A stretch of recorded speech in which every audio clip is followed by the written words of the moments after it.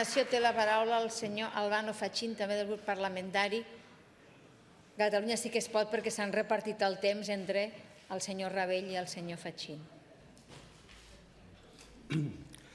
Gràcies, presidenta. Bé, hem vingut a parlar del 155. Sembla que ve el 155 i jo vull fer una pregunta. De veritat, algú en aquesta cambra, en aquest país, en el govern de l'Estat pensa que això serà solució d'alguna cosa?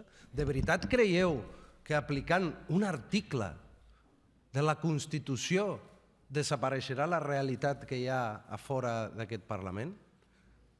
En aquest país, i això ho sabem, la demoscòpia ens diu que hi ha un 80% de la població d'aquest país que entén que la millor manera de solucionar les coses és debatint i votant. De veritat us espereu solucionar alguna cosa o és que no voleu solucionar res? Perquè, clar, nosaltres ho hem de dir i ho hem dit aquí moltes vegades. Hem criticat el full de ruta de Junts pel Sí moltes vegades. Hem dit que això dels 18 mesos i que seria tot molt fàcil, avui estem veient que no és fàcil. I nosaltres ho hem dit i ens han dit de tot per posar això sobre la taula. Avui ens ho trobem. I a més, ens trobem en un debat que no sabem exactament per on acabarà sortint la cosa. Hem sentit el president comparèixer escuetament, no sabem demà ben bé què es presentarà a votació, però amb el que ha dit el president jo me feia algunes preguntes i vull, encara que sigui amb el cap, si em pot dir que sí. Vostè explicava, jo estava disposat a convocar eleccions si es treia el 155, entès això, i li han respost que de treure el 155, res de res. Si és així, que jo no ho sé, vostè ho ha explicat, li vull preguntar al senyor Iceta. Clar, el senyor Iceta, jo el segueixo a Twitter i he vist que durant dies diu si convoques les eleccions no hi haurà 155. Al cap de 10 minuts va sortir Pablo Casado i va dir encara que convoquin eleccions hi ha 155. I clar, ara ve vostè aquí i ens diu no, però és que lo del 155 és per lo del dia 7 i 8. A mi tampoc em va agradar lo del dia 7 i 8. Ara, posem-nos d'acord. No podríeu haver dit, davant de l'anunci de que es convocaven eleccions, el Partido Socialista Obrero Espanyol no li podria haver dit a Rajoy, saps què? Si no atens a la proposta que t'estan fent, te fem una moció de censura i fem fora Rajoy del govern, que era per lo que havia de venir, el secretari general del seu partit. I vostè diu que se fractura la societat, però si vostè està pactant amb els que fracturen la societat, vostè està pactant amb Ciutadans i amb el Partit Popular. De quina fractura ens parla, senyor Iceta? De quina fractura ens parla? Deia la señora Arrimadas, el president le está robando el sueño a la gente. Escuche, señora Arrimadas. Silenci, sisplau. Pot continuar. Senyora Arrimadas, el dia 1 d'octubre, a qui li van robar un ull és amb un ciutadà que estava intentant votar i li van donar un cop de pilota a l'ull fent servir armes que aquest Parlament va prohibir. Això és robar, senyora Arrimadas. Jo tampoc dormo i segur que tots estem preocupats en aquest país. Però atenció, perquè el que va passar en aquest país, la violència contra les persones en aquest país la van veure l'1 d'octubre per part de gent uniformada i armada contra gent sense armes i en actitud pacífica. No val. I escolteu, divisió, frustració, tota la vida, a casa meva, com a mínim, que és una família on hi ha gent que pensa diferent, hem discutit molt I a vegades hem cridat perquè discutim de política, perquè no ens fa por discutir de política. Sabeu on la gent no es divideix i no s'enfronta i no té problemes per la política? En els països on es diu això de no te metas en política, mejor callados, no hablemos de las cosas, no miremos los problemas de la sociedad a la cara. Y vosotros queréis hacer que desaparezca el 80% de la población. Yo no soy independentista. Pero ¿de verdad creéis que 2 millones de personas van a desaparecer porque vosotros digáis que aplicáis un artículo? No va a pasar, sois unos irresponsables. Deia la senyora Arrimadas, senyor president, no escolta el clamor de qui? D'un rei que no ha estat triat per ningú? El clamor de qui? Dels bancs? El clamor de qui? Dels mitjans de comunicació, de les empreses de l'IBEX. Escolti'm, hi ha un 80% de gent que vol votar. Molta d'aquesta gent que volem votar no volem una Catalunya independent.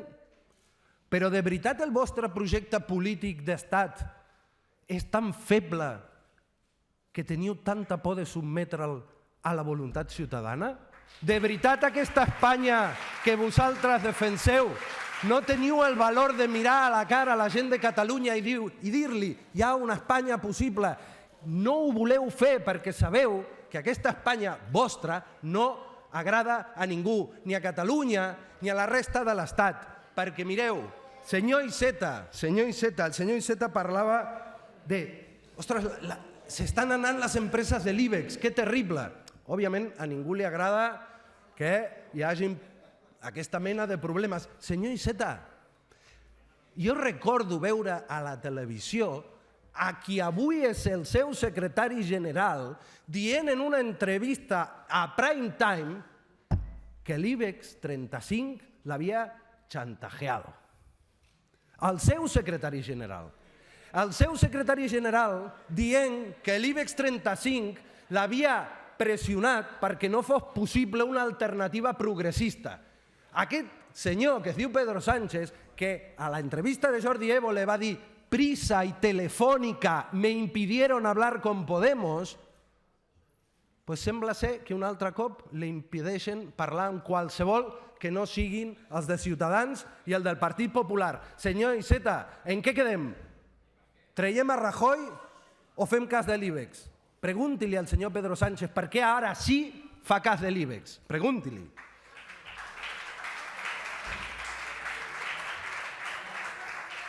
Acabo. El 155. Silenci, sisplau. El 155. TV3 en mans del govern que porta Televisió Espanyola, que és la vergonya d'Europa, que els mateixos redactors, els mateixos treballadors de Ràdio Televisió Espanyola estan dient que això és vergonyós, ens ho estan demostrant, fan informes on subtitulen declaracions de polítics catalans canviant el que diuen, on amaguen. És a dir, tenim les televisions públiques de tot el món no podent-se creure les mentides i la manipulació de Televisió Espanyola. No els hi fa una mica de vergonya, ni tan sols una mica. Ara sortirà el senyor Albiol. Miri, digui el que digui, vostè té la mateixa credibilitat que els informatius de Ràdio Televisió Espanyola. I no ho dic jo, ho diuen els seus treballadors, senyor Albiol. Sí, no faci així perquè vostè vol governar. Vostè i el seu partit volen governar aquest país sense passar per les urnes i això no passarà.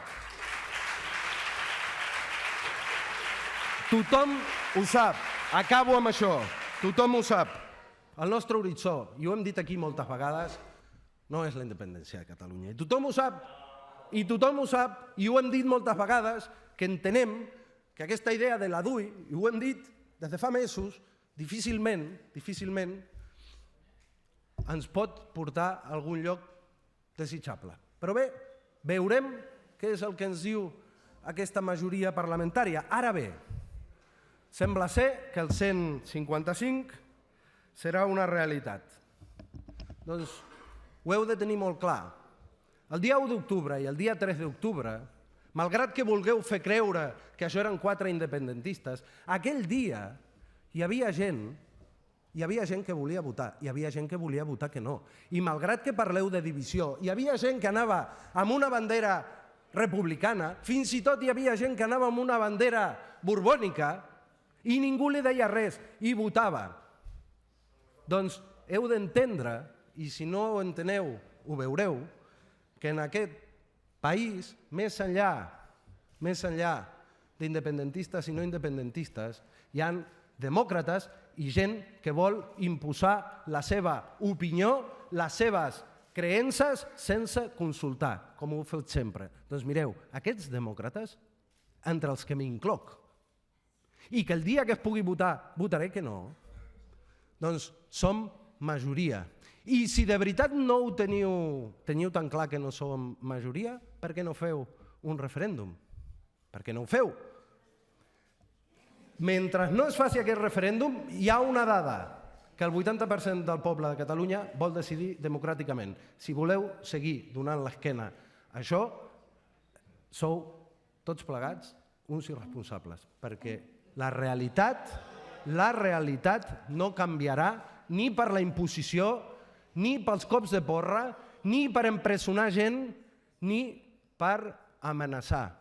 La gent ja no us té por.